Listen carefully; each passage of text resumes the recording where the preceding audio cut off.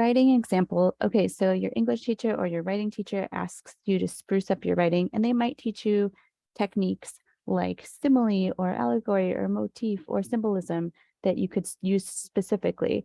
But let's just look at a general example because examples tend to help, actual examples, physical examples. So this is a quote from a book by Toni Morrison called Love. So it says, she spent her last year watching in ecstasy as Heed's grasping hands turned slowly to wings.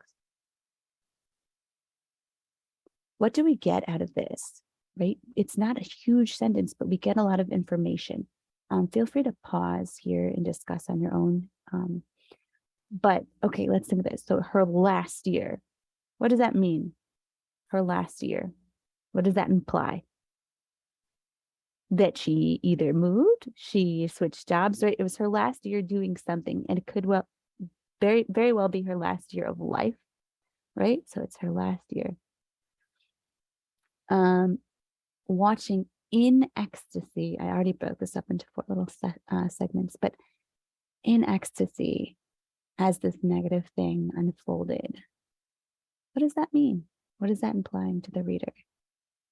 That the character they're talking about was happy about this thing unfolding, was happy about this negative thing unfolding.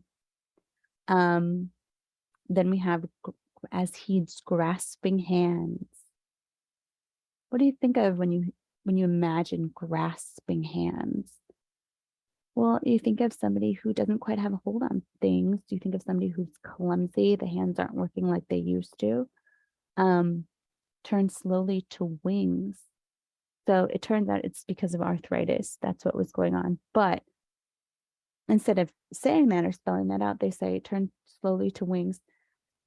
So it's a metaphor because it's not a fanciful story. They didn't literally suddenly have wings, which could happen in a different story. But the fingers started to fan out and become useless, which is pretty sad normally, except for to the character we're talking about. So just to recap, so we have, it's their last year, either last year in a position or a location, or they're dying.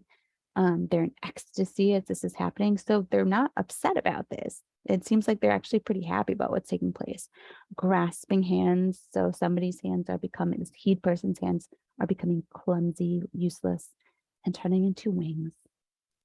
Not literal wings, but metaphorical wings. That's what they look like, and it's sad. So what would it look like if we straight out, flat out said all this stuff in the sentence instead? What if we said, she was going to die.